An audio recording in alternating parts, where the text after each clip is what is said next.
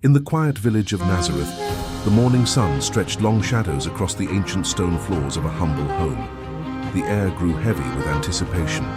Suddenly, a violent, supernatural beam of light shattered the dimness, dancing with golden dust motes. From the brilliance stepped Gabriel. Mary recoiled, her face a mask of shock and holy dread as she shielded her eyes from his glory. The angel's voice carried the weight of eternity. Around him, the very atmosphere shimmered with heat and celestial power. Mary's hands trembled, then steadied. She bowed her head, her fear dissolving into a resolute and breathtaking surrender to the divine will. But peace was fleeting. In the town square, the harsh glare of the sun hit the Roman standards as a decree was shouted. Joseph prepared for the long trek to Bethlehem. His eyes met Mary's, sharing a heavy understanding of the trials ahead.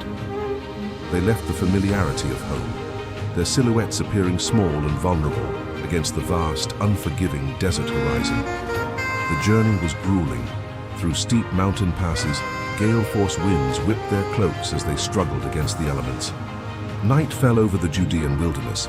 Lightning flickered in the distance, illuminating the jagged rocks as they trudged forward in the dark. Finally, the gates of Bethlehem appeared, a chaotic maze of crowded streets, flickering torches, and the noise of a city overwhelmed.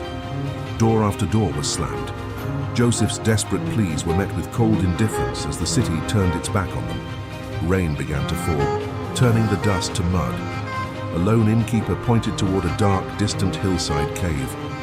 They reached the stable, a cold, damp refuge from the storm.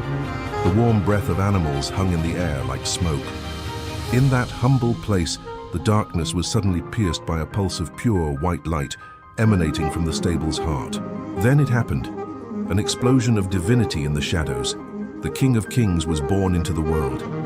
Mary, weary yet exalted, wrapped the child. The clean, swaddling clothes shone against the rough, dirty straw of the manger. Joseph stood watch like a silent guardian, his features softened by the celestial glow emanating from the newborn. Even the beasts of the stall were frozen in awe, their eyes wide as if recognizing their creator in human form. On a nearby hillside, shepherds huddled around a dying fire under an unnaturally black sky. Suddenly, the heavens rent open. A terrifying, magnificent chorus of angels appeared, and the shepherds fell to their faces in terror.